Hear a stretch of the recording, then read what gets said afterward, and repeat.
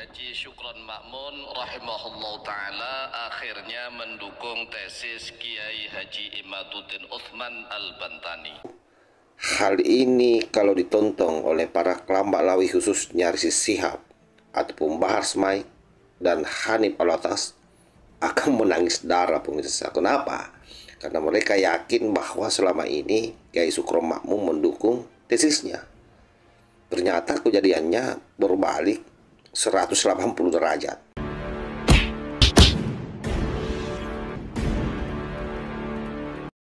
Assalamualaikum warahmatullahi wabarakatuh. Om Swastiastu, Namo Buddhaya, salam kebajikan.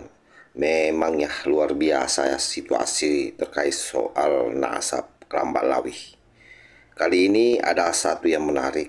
Baru-baru saja kita meng-up bagaimana Kiai Syukron Ma'mun itu memberikan pengantar terhadap buku Hanif Alatas yang betul-betul berupaya keras bagaimana menghambat atau merungkatkan tesis Kiai Imaduddin Utsman Al-Bantani.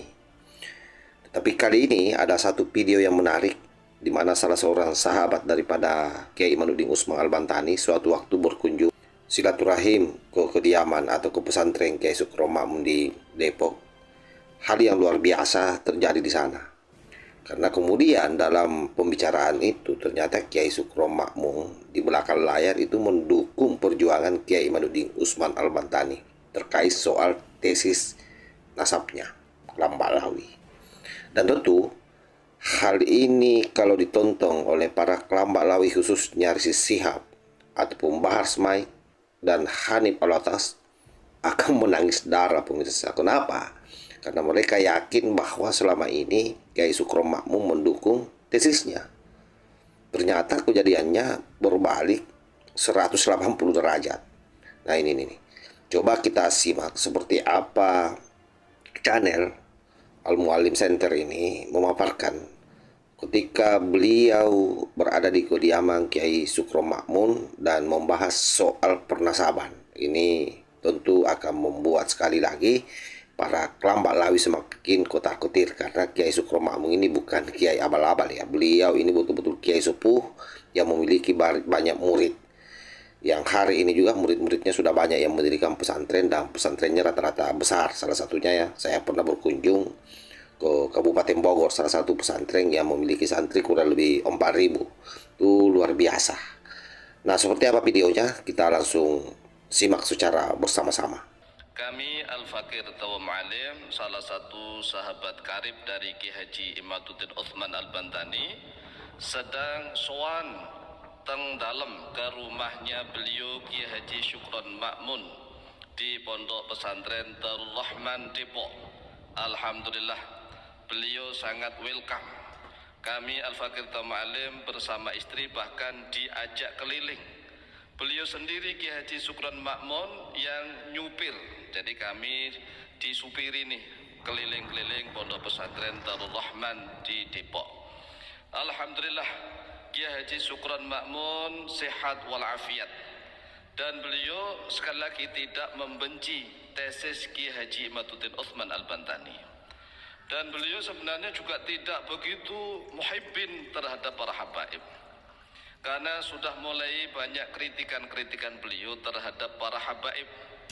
Karena para habaib ini sering mengadakan acara dan orang-orang pribumi yang harus hadir. Tetapi tatkala orang-orang pribumi, kiai-kiai pribumi ini yang mengadakan acara, ya para habaib itu enggan untuk datang. Kalau seandainya datang pun harus menjadi tamu kehormatan. Oleh sebab itulah Kiai Haji Syukron Ma'mun rahimahullah ta'ala ini sudah mulai bangkit dan berani menyampaikan kebenaran. Tetapi kalau beliau ini kiai sepuh, ya maka beliau harus hati-hati. Hati-hati kalau ngomong di depan jamaah, di depan banyak orang karena tingkat pengetahuan yang berbeda. Tetapi intinya beliau kalau pribadi ya, ngomong pribadi dari hati ke hati, begitu, tidak dari panggung ke panggung. Beliau ngomongnya ya begitu, apa adanya. Jadi tesis Kiai Haji Imaduddin Utsman Al-Bantani itu sebenarnya mendapatkan dukungan dari siapapun. Kalau memang suara hati yang berbicara.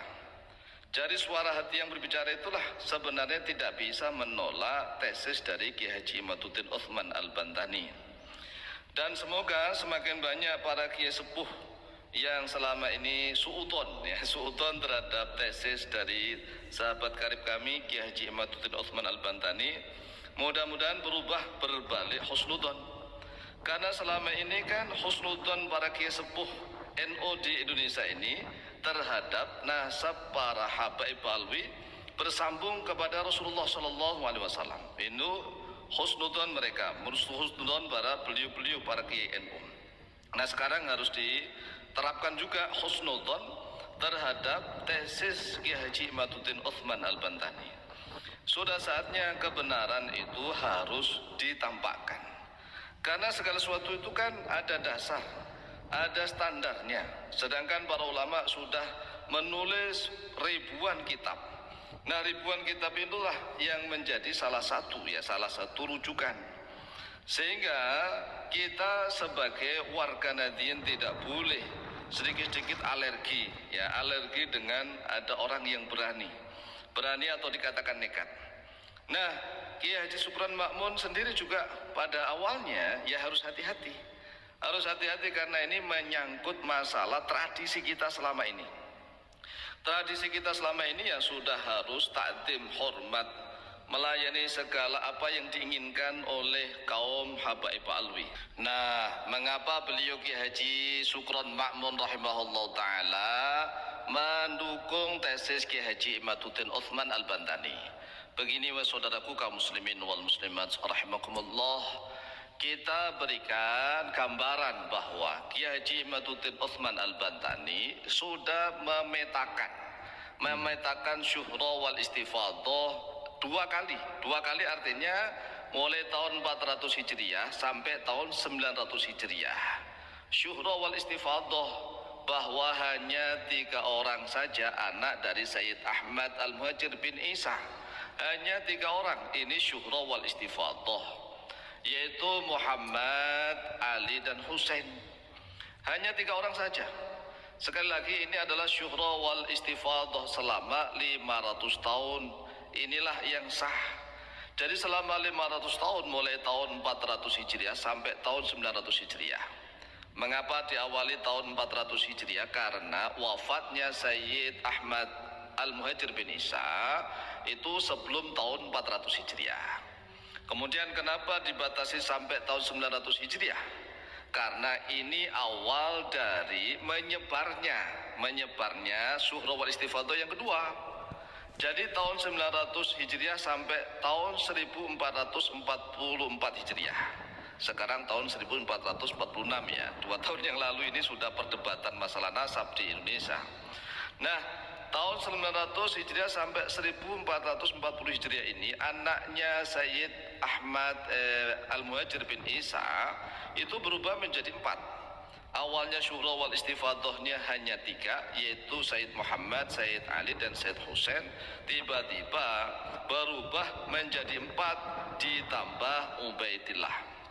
Nah, inilah benang kusutnya, benang merahnya di sini. Sehingga banyak sekali tokoh NU yang mengatakan kita husnudon saja kepada nasab para habaib alwi. Husnudon dengan menggunakan dalil syuhra wal istifadah. Maka pertanyaannya bisa kita jawab. Syuhra wal istifadah yang sah itu mulai tahun 400 Hijriah sampai 900 Hijriah.